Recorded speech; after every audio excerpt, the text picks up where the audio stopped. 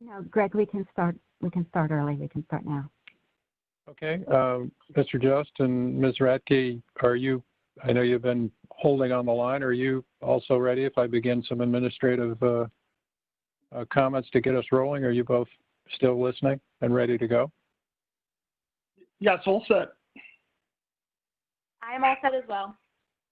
Okay, well then let me get the IT folks to get our recording started and formally begin comments. Good morning. This is the clerk of the court, Greg Block, confirming procedures for the oral argument scheduled to be conducted by teleconference this morning. If arguing counsel or a judge drops from this teleconference, we will pause the proceedings and clock until the judge and or counsel is reconnected. In accordance with the instructions we previously provided counsel, we will ring a chime that sounds like this. I'm not hearing that. Don, are you on the line? There we go. That's a chime with 3 minutes remaining and a bell that sounds like this when counsel's total allotted time expires. Arguing counsel in this case are on the call. Mr. Michael Just, can you hear me? Yes, sir. Thank you. And Ms. Amanda Radke, can you hear me? Yes, sir. Okay, thanks. Please stand by. We'll confirm judges are on the call. Our presiding judge this morning is Chief Judge Bartley. Did you hear both counsel, Chief Judge Bartley, and can you hear me? Yes, I hear you and I hear both counsel. Thank you. And Judge Greenberg, did you hear both counsel and can you hear me? Yes. Thank you, sir. And Judge Meredith, did you hear both counsel and can you hear me? Yes. Thank you. Chief Judge Bartley, the call is configured and all participants are now ready to proceed. Very good, Mr. Block. You may call the court to order. The United States Court of Appeals for Veterans Claims is now in session. The Honorable Margaret Bartley presiding. God bless the United States and this honorable court. Good morning. I'm Judge Bartley, and I'm joined today via teleconference by Judge Greenberg and Judge Meredith. We're here today for the matter of Cleman Bryant versus Ronald Wilkie, Secretary of Veterans Affairs, docket number 18-92. And the issue before us is whether the board violates the claimant's constitutional right to due process or to fair process when, in accordance with Section 20.1304A, it issues a decision fewer than 90 days after an appeal has been certified to the board. Counsel for the parties, would you please state your name and your appearance for the record, beginning with appellant's counsel? Thank you. Michael Just for the appellant, Cleman Bryant. Thank you, Mr. Just. And Good morning. Secretary? Good morning, Your Honor. Amanda Radke and Joan Moriarty for the Secretary. Thank you, Ms. Radke. As you know, each party will have 30 minutes to present their arguments. Mr. Just, do you want to reserve a portion of your time? Yes, 10 minutes, please, Your Honor. Okay, that's fine. We will make that happen. Mr. Just, you may proceed. Thank you. Good morning, Your Honors, and may it please the court. 38 CFR 20.1304A provides that a veteran will be granted a period of 90 days following the mailing of notice that an appeal has been certified to the board or until the date the appellate decision is promulgated by the Board of Veterans Appeals, whichever comes first, during which they may submit additional evidence and argument, a request for a personal hearing, or a request for a change in representation. The clause, or until the date the appellate decision is promulgated by the Board of Veterans Appeals, whichever comes first, is capricious and offers nothing more than an illusory opportunity for a veteran to submit additional evidence and argument in support of their claim. In this case, the veteran's representative notified VA in April 2017 that further argument would be advanced once the board sent the 90-day letter. On September 21st, 2017, the board mailed such notice to the veteran and his representative of his right to submit additional evidence and argument within the 90 days. Nonetheless, the board issued its decision in November 2017, prior to the expiration of the 90-day period. The board deprived the veteran of his right to have additional evidence and argument submitted on his behalf within the 90-day period, even though VA was put on express notice that such further argument would be advanced by his representative once the board sent the 90-day letter. This is Judge Greenberg. Do you think it makes a difference whether you advise the board that you intended or wanted to reserve your right to submit something additional? Thank you, Judge Greenberg. I do not think that makes a difference for purposes of whether or not that clause under 20.1304A violates the notice requirements and a veteran's due process. Of course, for our purposes here, the board was in fact placed on notice that further argument would be advanced. However, if the circumstances were different and a veteran or his or her representative did not expressly state that further argument would be advanced, again, that still would not that would not dismiss the notice deficiencies under 20.1304A, because as written, the veteran and his or her representative have absolutely no idea when their time is up to submit such evidence and argument. And so, Mr. Just, you're making a facial challenge to 20.1304A? Yes, Your Honor. Are you also making an as-applied challenge? Given that you did focus in your intro on the fact here that he had on his Form 9 indicated that he had additional argument? Yes, Your Honor, that absolutely as well, because in this case, as you noted and as I discussed in my introduction, here the board was actually placed on notice that further evidence and argument would be advanced, but nonetheless proceeded to issue its decision without affording the veteran's representative that opportunity. And what argument would the veteran have submitted to the board if he had had the full 90 days?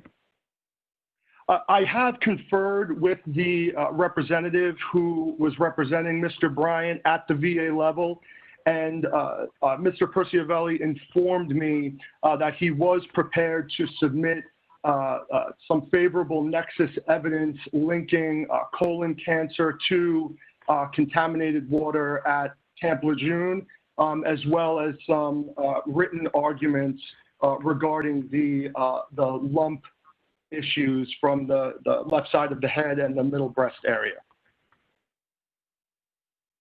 So he was prepared to submit evidence as well as argument, is what you're saying? Your Honor. Yes, Your Honor. This is Judge Meredith. Could I just clarify, are you suggesting that there is evidence, existing evidence, that the appellant could have submitted in the remaining 20 days of the 90-day period?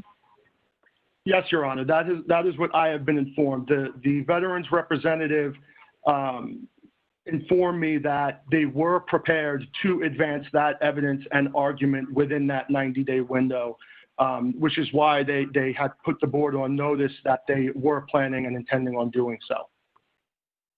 I don't believe you mentioned that in either of your briefs before. Is that something you believe is necessary to show harm here, that there was evidence or argument that would have been submitted? Well, certainly, and the court discussed this in the Clark case, the court found there that given the assertion that the appellant may have submitted evidence or argument to the board, had he been given the full 90-day period, the court found that that was sufficient to demonstrate prejudicial error. And here, of course, the representative affirmatively expressed and notified the board that such evidence and argument would be advanced. It wasn't until preparing for this oral argument that I reached out to the representative to ask if there was in fact such evidence and argument that was being prepared and what that was going to entail. This is Judge Greenberg again. Isn't the more compelling argument that on its face this regulation is unconstitutional as violating due process? I think you cite Mullane. I haven't seen that since law school, but that really deals with due process and notice requirements in state courts. Are you you're relying on that more as an analogy, I assume, to the argument that you're making, that on its face, this regulation denies due process. No one has any idea when the board is going to make its decision, and you're sort of rolling the dice. Rolling the dice doesn't seem to be a matter of constitutional fairness. Is that your argument? Yes, Judge Greenberg, absolutely. And if I may, we can take a step back and examine 38 CFR 19.36, which is sort of the springboard, if you will, into 20.1304A. And under that regulation, the Department of Veterans Affairs recognizes that it is essential that the appellant, the veteran and his or her representative be notified in writing of the time limit to submit additional evidence and argument, a change in representation or request for a hearing. So as written, 20.1304A essentially renders section 19.36 moot, because in effect, the board can issue a decision concurrently with such notice, hence giving no notice at all. And that, of course, would be fundamentally unfair, because 20.1304A has no meaning whatsoever if the board can deny the appellant's claim simultaneous with giving notice of 90 days for the veteran to submit additional evidence. Well, what if the secretary or the board sent notice to the veteran, in this case your client, and said, look, we're about to issue an opinion, or we're about to make a decision. Do you have it? We're within the 90 days. You haven't submitted anything. We're about to issue our opinion. Do you have anything more to submit? What would your answer be as to the due process argument there? Well, certainly, and this has been recognized in the court's previous cases in Williams and Kucharowski, when the court has dealt with the 90-day period on remands from the court. That 90-day period can be waived if there is an express waiver of the 90-day period. For example, if there's a situation, as you articulated, where the board, where the veteran or his or her representative expressly informs the board that there is no more evidence and argument that they would like to submit, and there was nothing further, and the board may proceed to issue its decision prior to the expiration of the 90-day period, that would certainly alleviate any due process or notice concerns or concerns of fundamental fairness. So, of course, absent an express waiver of that period, then the 90-day window and a date certain is absolutely essential, so the veteran and his or her representative knows when their clock runs out. Well, what about I guess it's more appropriate to ask the secretary, but what if we took the position that this is a merely gratuitous statement, shall we say, by the secretary in adopting this regulation? Look, you've got 90 days, but the hammer may fall on you in the form of a board decision any time during that 90 days. So you're taking your chance if you don't get it in within the 90-day period. What's wrong with that? Well, then that would constitute no notice at all, because essentially what the board is saying in that circumstance is we're going to issue a decision. You have 90 days or you don't, and literally the very next second, that board decision could come through in the mail and the time is up. So again, if there's no notice of a date certain, then that constitutes no notice at all. Because as stated before, as written, the board is able to deny the claim simultaneous with providing the, quote, 90-day notice of the time limit to submit additional evidence. Well, do you know anything about the reasoning behind this regulation? Again, I could ask the secretary, but do you have any thoughts on that? I mean, what's the point of this regulation?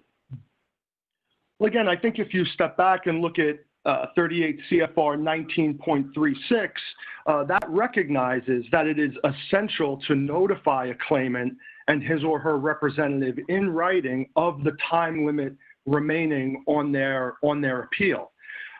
So that's the meaning behind this, is that the system recognizes, and 19.36 recognizes that it is absolutely essential in the VA claims process, especially given it's a non-adversarial process, and pro-veteran and VA's goal is not to win, but to ensure that justice is done.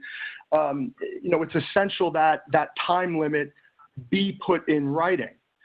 So again, I believe that as 20.1304A, that clause is written, it renders 19.36 and the entire meaning behind that regulation moot. I understand. Judge Meredith. Judge Greenberg, did you want to go? Oh, no. Okay, this is Judge Meredith. In assessing the constitutionality here, are you asking us to look solely at 20.1304 and what happens in the period after certification and not look at any notice and opportunity to be heard that happened since the claim was initially denied in 2014? Yes, Your Honor. So here, 20.1304, you are correct. It just deals with that post-certification period. So whether a claim has been pending for 20 years, 10 years, or 2 years, there still has to be a date certain of the time limit for submitting additional evidence and argument. Again, looking at 19.36, it recognizes that it is essential to provide that notice to the veteran and his or her representative. But if, as written, 20.1304A really puts quite the kink in that time limit requirement under 19.36, rendering it moot. Because again, if that 90-day period can be stopped at any time, literally within the first minute that the 90-day period commences, then that constitutes no notice at all, and certainly that would violate all notions of fairness and opportunity to be heard, because deficient notice really constitutes no notice whatsoever. So as written, the rule is entirely arbitrary, and it's quite frankly irrational, because it defies logic that 20.1304A would require the VA to provide notice that constitutes no notice at all.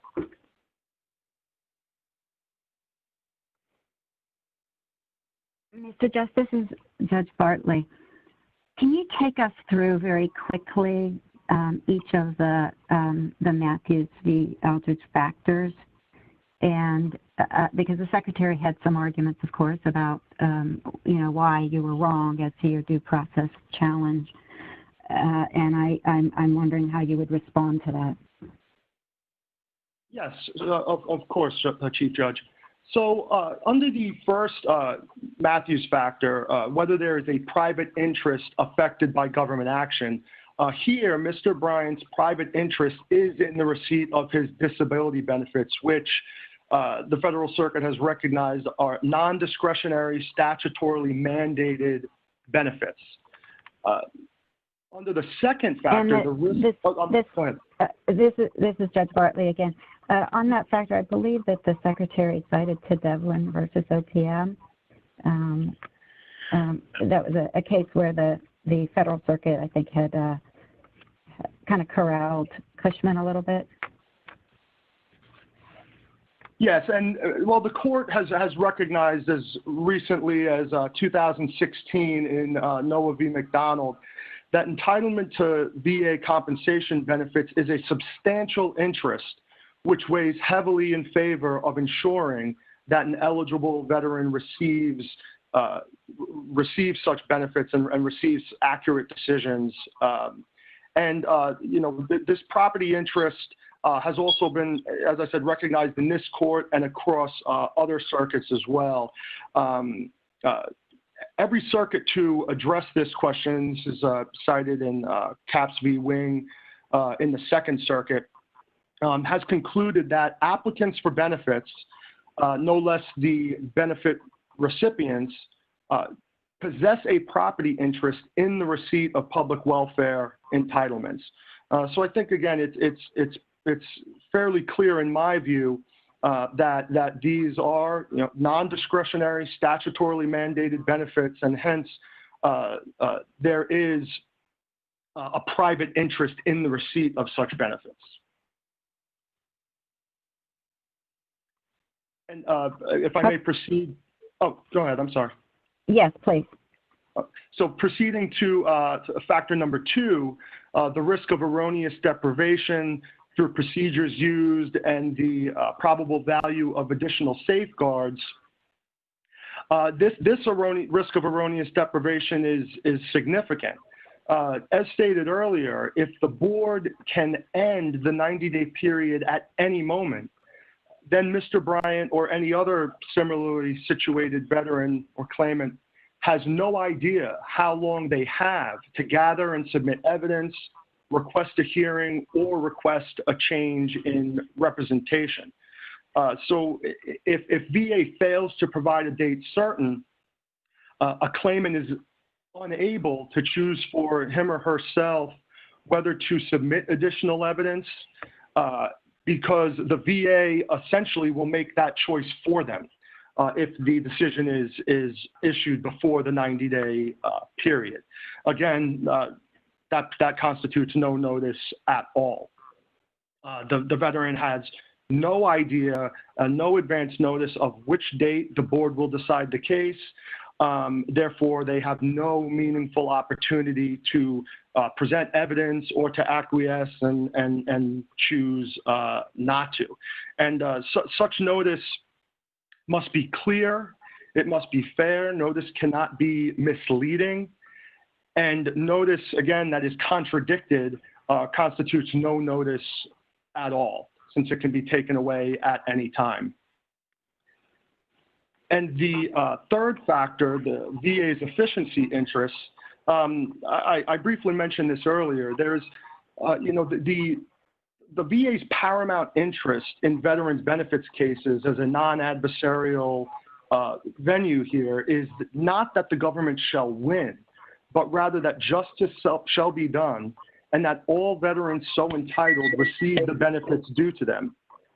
There is absolutely no government interest that I could conceive that could outweigh the need for notice of a date certain by which a veteran and his or her representative must take action or otherwise lose their right to do so.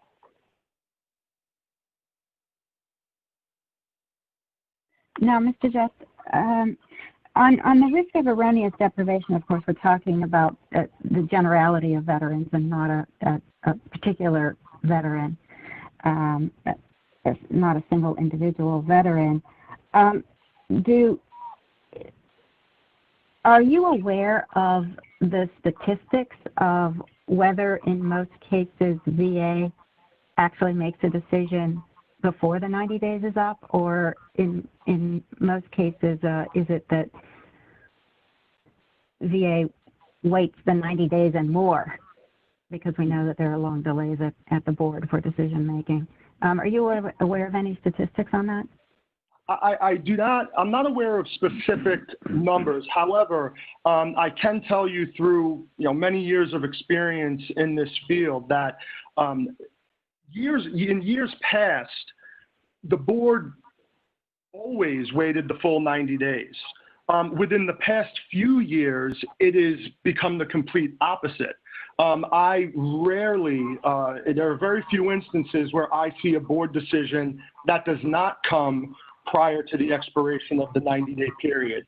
Again, I want to be clear, I don't have specific statistics, and perhaps counsel for the secretary would have precise numbers, but in my experience, it is more often than not that the board decision is issued prior to the expiration of the 90-day period, regardless of whether a veteran and his or her representative has waived that period.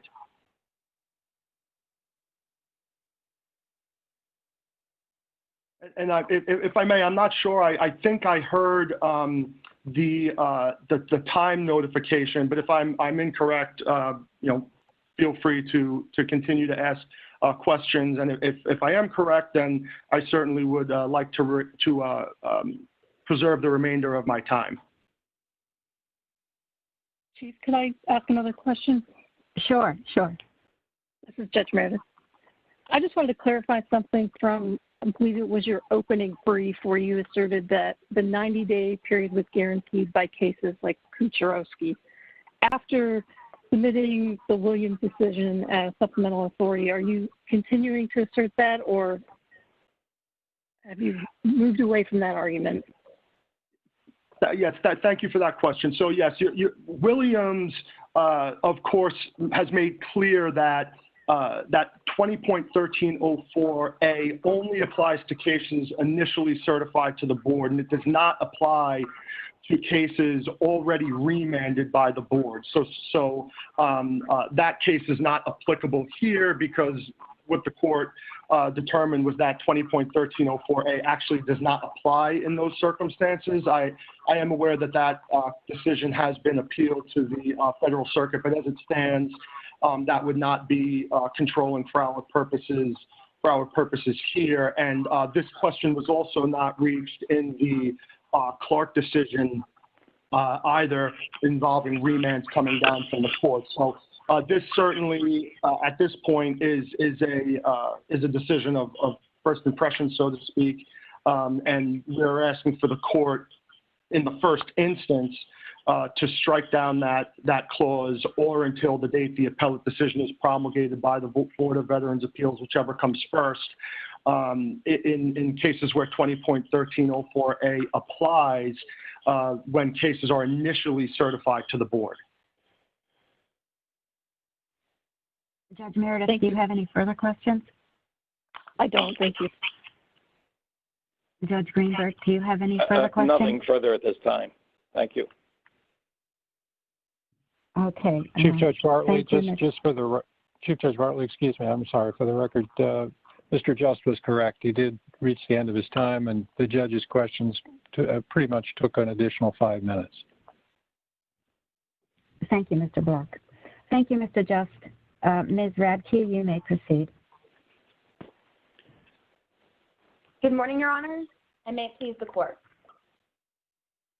The plain language of Section 20.1304 unambiguously allows the Board to issue a decision within 90 days of notifying an appellant that their appeal has been certified to the Board. Pre-Amendment 20.1304A explicitly states that an appellant will be granted a period of 90 days or until the date the appellant's decision is promulgated, whichever comes first, to submit additional evidence or argument. The fact that 20.1304 does not guarantee a full 90 days was expressly noted by this Court in its recent decision in Williams v. Wilkie, and the regulation was specifically upheld and found to be valid by the Federal Circuit in DAV v. the Secretary. What this case then boils down to is Excuse me, Ms. Radke, this is Judge Bartley. At the DAV, was DAV actually addressing this issue? I mean, it upheld the regulation to a challenge. I think that it violated 38 U.S.C. 5103, or that there was some inconsistency there. Did it address this issue that we are tackling today about the language allowing? DAV did not address the issue of due process, but it did specifically note that the entire regulation, including the portion of the regulation that the period is limited to beginning when the claim has been certified to the board for appellate review and ends 90 days thereafter, or when the board issues its decision, whichever comes first. And after that period, it requires the appellant to show good cause for the delay to be allowed to submit additional evidence to the board. So DAV did specifically state that, in short, we find this section to be valid. So while it was addressing whether or not the regulation was valid with under 38 U.S.C. section 5103, the Federal Circuit did explicitly find this regulation to be valid. It did not address the issue of due process, though, which is what this case boils down to. Did VA afford the appellant his constitutional right to due process? And the answer to that question is yes. The hallmark of due process is notice and an opportunity to respond in a meaningful time and meaningful manner. And while 20.1304 does not purport to guarantee a set amount of time for veterans to submit evidence or argument, the provision must be viewed in light of the entire claims process. It must be viewed in light of the fact that the entire VA legacies process provides first multiple guaranteed times to submit evidence, and the legacy process is always an open record. So in this case, appellant's private interest is his ability to submit argument or evidence for an additional fourth time. But if we're looking at the whole process, appellant was guaranteed already the right to submit evidence and argument when he filed his claim.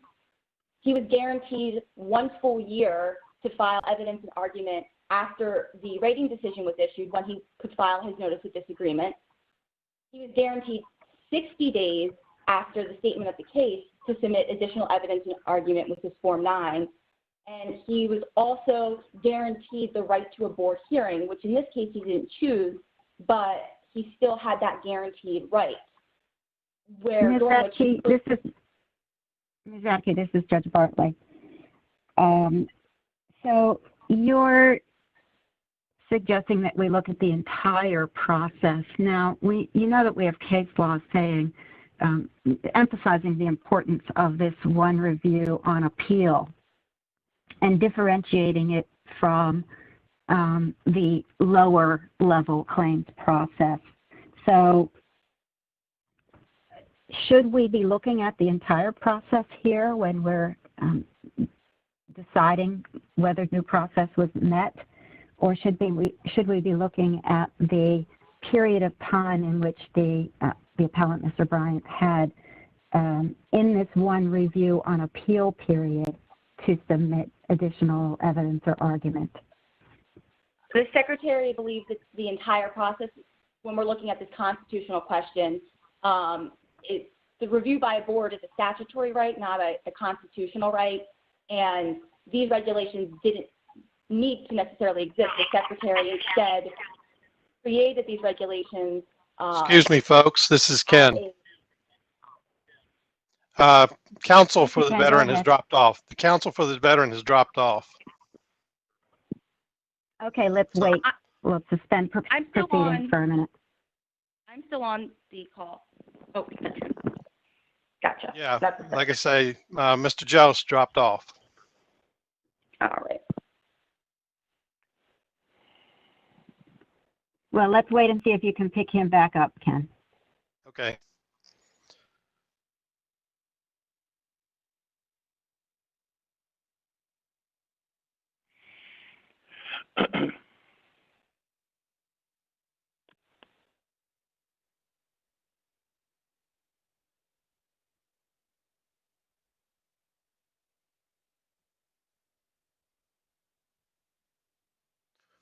At this point, I'm just waiting to see if he'll dial back in.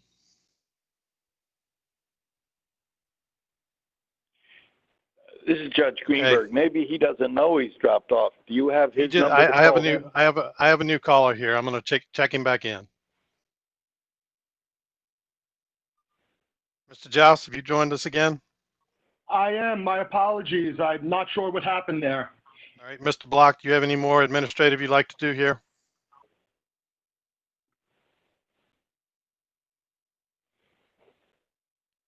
All right, Chief Judge, it appears that he's good. Okay, thank you, Ken. Let's just continue with the argument. Ms. Radke, you were saying? I apologize, Your Honor. I believe your question was, again, whether the Secretary agrees or disagrees whether or not this should be the whole process or just the just looking at from appeal starting at the board. Is that correct? Yes.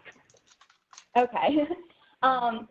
So the Secretary in this case believes that when we're looking at this constitutional question, we are looking at the entire process and whether or not that veterans are guaranteed or given notice and an opportunity to participate in their appeal, in their claims.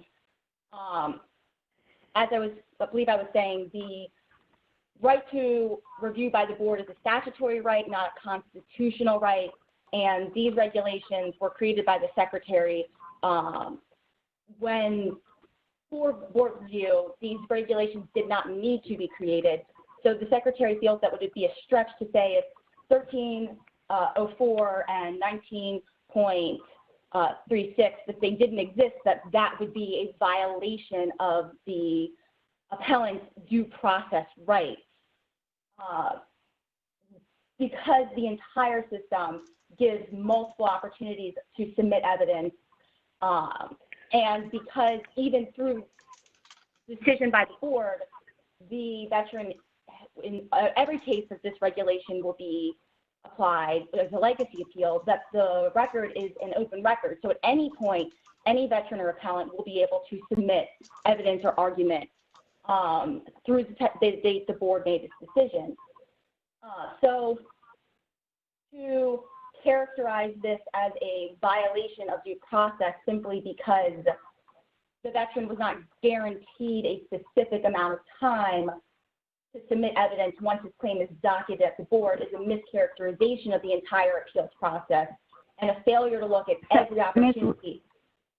Ms. Radke, this is Judge Bartley again. So you're saying that the board can unilaterally, on its own, without no notice to the veteran, curtail an appellant's right to submit additional evidence or argument. Now, are you saying that, is there any particular amount of time that must pass between the letter and the issuance, the 90-day letter, or what I like to call the Donnie Hatchie letter, and the issuance of the board decision? Would 10 days be sufficient for an appellant? Your Honor, to meet the due process? The notice letter is simply notifying a veteran or appellant that their claim has been docketed by the board.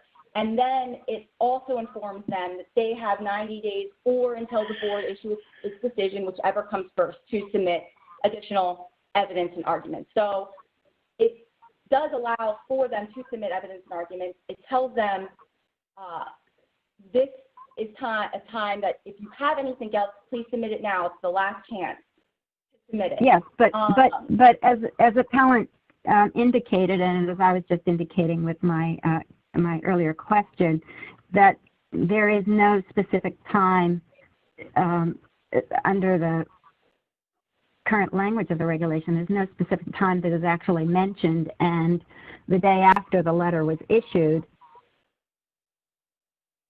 the board could issue a decision. In your view, would that situation still meet due process requirements, where the board issued the board issued the letter one day and issued the decision the very next day? Yes, that still would meet due process in that case. It's unlikely to occur, but how would they have any time to submit anything? They've already had at least 3, if not 4, guaranteed opportunities to submit evidence, as well as, because this is an open record, they still would be able to submit evidence throughout the entire claim. In this case, appellant filed his initial claim in October 2013, and the board's decision was issued 4 years later in November 2017. And in this case, appellant had 4 years, 1 month, and 7 days worth of opportunities to submit evidence and argument, but chose not to and didn't submit anything. So, Ms. Radke, this is Judge Bartley again. So were you saying that if the board issued the 90-day letter one day and issued the decision the very next, that would satisfy due process because before he or she reached the board level, they had numerous opportunities to submit argument and evidence? Yes. Is that your position? Yes, that's the secretary's position. And it's not just 20.1304. If, for example, after the expiration of this time period, or the board issues this decision, and the next day the veteran discovers this new nexus evidence, there are other regulations that can address this. So Legacy 20.1000 addresses motions for reconsideration, and it specifically allows an appellant to file a motion for reconsideration upon discovery of new and material evidence in the form of relevant records or in the form of service department records. So there are other ways that if a veteran discovers new evidence following this a short turnaround time from the board, that they can have that be addressed. So this is Judge Bartley again. Ms. Radke, this is Judge Bartley again. So the situation you just posed, you're suggesting that the board could legitimately, under 20.1304, leave absolutely no time for the veteran to submit any additional evidence and argument, but this would not be a due process violation because there's an ability to get any board decision reconsidered once it is issued. That's your position? Our position wouldn't that, I mean, we're talking here about, one of the things we're talking about, the Matthews v. Eldridge factors of the government interest and the cost of all of this. So wouldn't that be a more costly, wouldn't your position be more costly to the government, having the board go through, make the decision, and then have the veteran file a motion for reconsideration with new and material evidence, which, by the way, I may say might actually alleviate the issue for someone who was actually submitting new and material evidence, but for an appellant who was merely going to refine the argument or submit additional argument, the reconsideration regulation would really not do that appellant any good. Well, initially, we're not arguing that the regulation doesn't violate due process because a veteran or appellant can submit a motion for reconsideration. Our position is that the whole process affords notice and opportunity to be heard, opportunity for meaningful participation in the claim.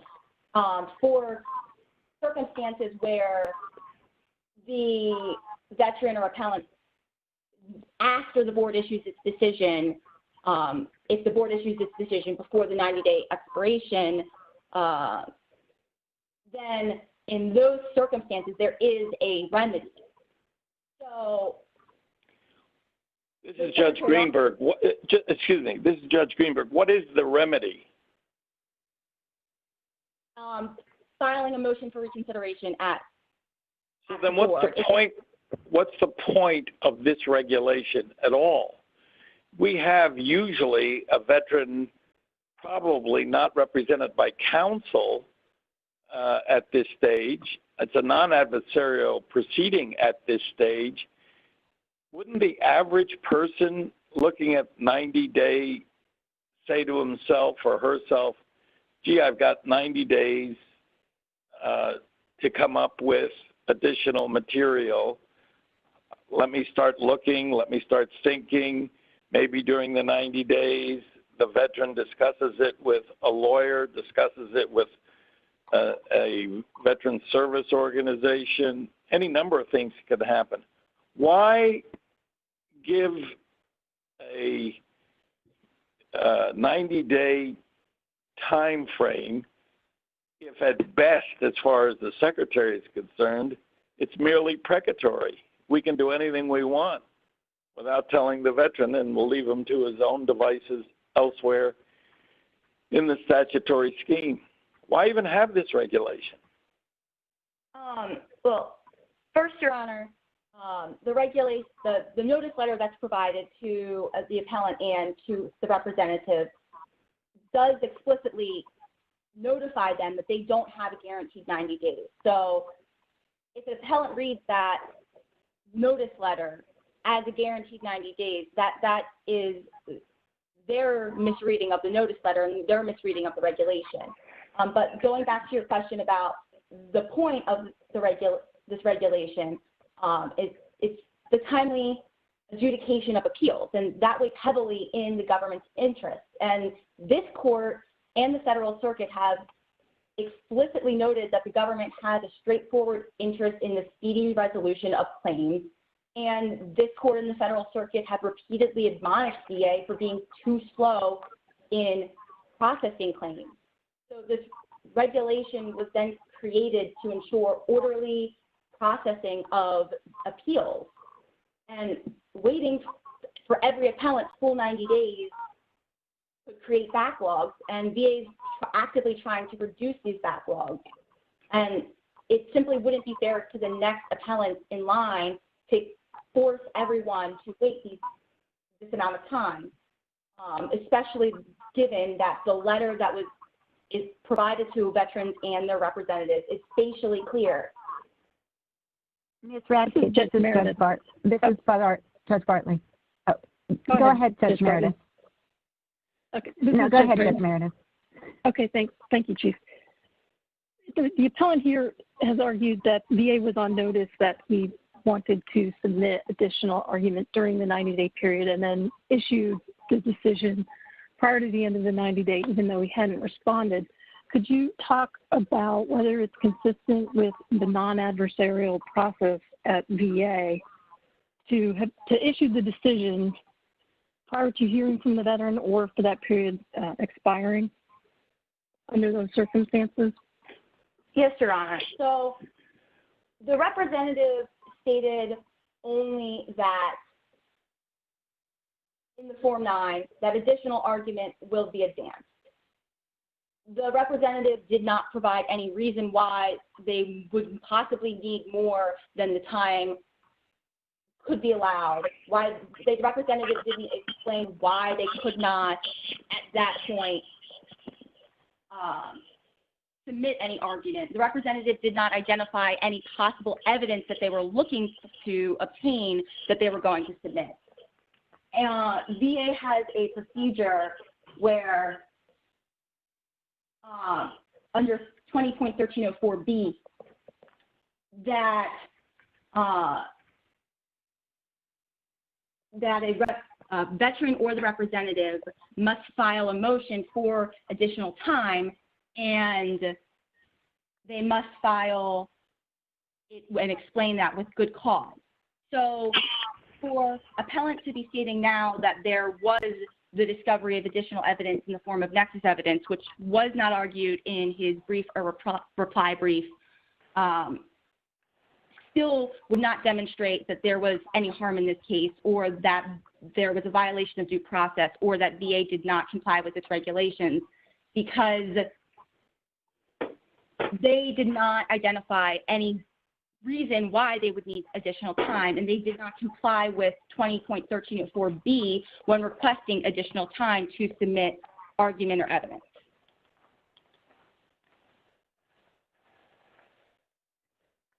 Ms. Radke, this is Judge Bartley.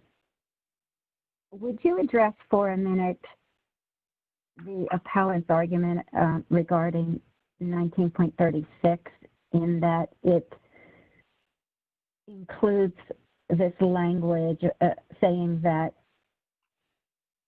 an appellant would be notified in writing of the time limit, using the words time limit, for requesting, submitting additional evidence or argument. Is the inclusion yes. of that phrase time limit of any significance to the Secretary? So the time limit doesn't set a number of days, and the Secretary still believes that 20.1304 does convey the time limit. You have 90 days or until the decision is issued, whichever comes first.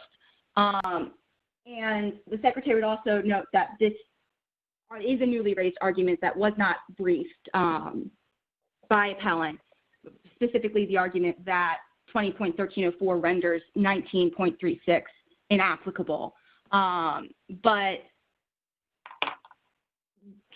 looking at 19.36, 19.36 does talk about the time limit, and the Secretary still believes that 20.1304A does comply with that, as the notice letter does explicitly inform an appellant and their representative that there is 90 days from the date of the letter or until the board issues a decision, whichever comes first. The Secretary still believes that that meets the requirements set forth in 19.36.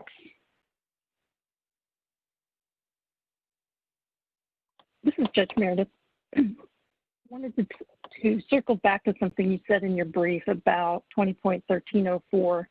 You suggested that the appellant misunderstood the purpose of it, that it's not intended to provide a set period of time to submit evidence or to govern when the board may issue a decision.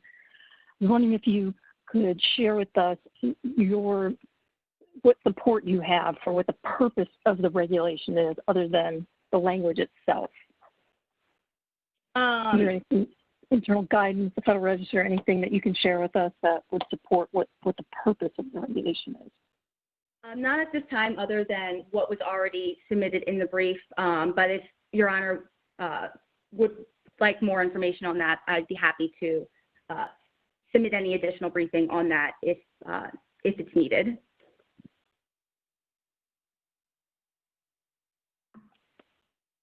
Okay. Judge Meredith, do you have any further questions? Nothing more from me.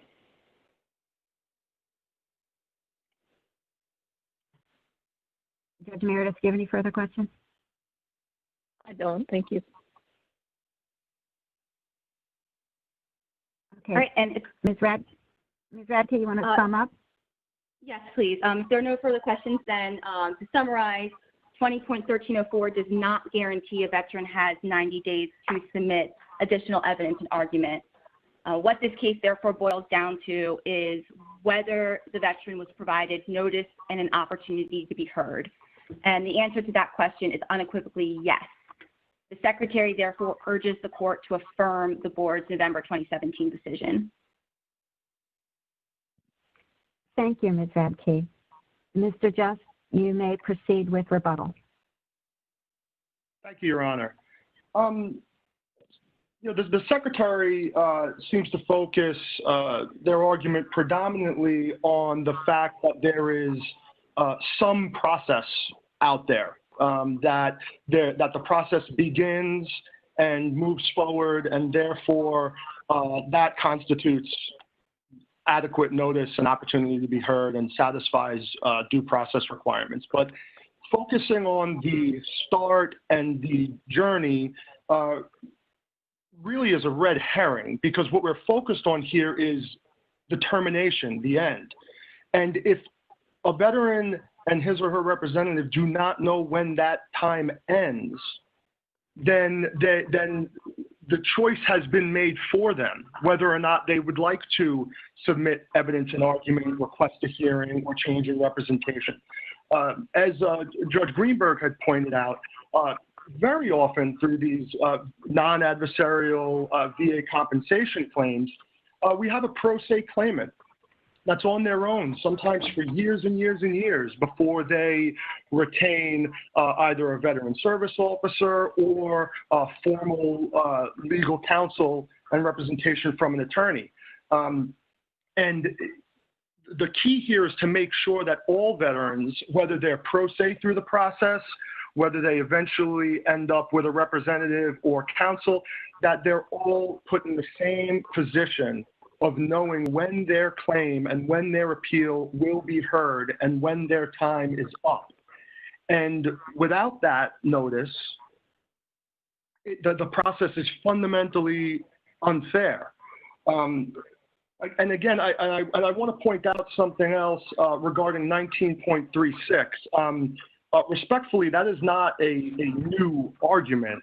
19.36 is simply what explains the meaning behind 20.1304A. The focus here is whether or not that clause in 1304A violates due process. And when you look at then the meaning behind the regulation, which is instructed in 19.36, that's the regulation that tells us to look at 20.1304A. And that word time limit is essential, because what VA is recognizing is a veteran and his or her representative must be made aware of the time limit. When is the time up? When does the clock run? And as written, if a time limit can mean zero, it can mean no time at all, then the regulation 2013-04A is entirely meaningless. There is no purpose for the regulation, and the entire process then leaves the veteran and his or her representative in an area of complete unknowns as to when they can work on the case, when they can find evidence, when they can submit evidence, or again, request a hearing or change in representation. So again, I think the focus here needs to be on the notice of when the process will end. Simply because the process begins and there is a process doesn't mean it is fair through and through to the end. And I am not aware of any venue and any area of the law where a firm date certain is not provided when claimants or their representatives know when they can submit something and when their time is up. And the VA system is especially unique because it is non-adversarial. So it's even more important to make sure that veterans are provided this opportunity and their representatives are provided this opportunity. Chief Judge Bartley, as you mentioned before, the most cost-efficient and effective way for VA to be adjudicating these claims is to simply say, we're issuing the decision in 90 days, that's your time limit. And then once that 90-day period runs, there's no discrepancies, there's no misunderstandings, there's no there's no fog to have to parse through as to how to proceed. Requiring a veteran to then file motions for reconsideration with the board and then satisfy a good cause requirement, which then changes the rules of the game. That does not cure any defects in 20.1304A.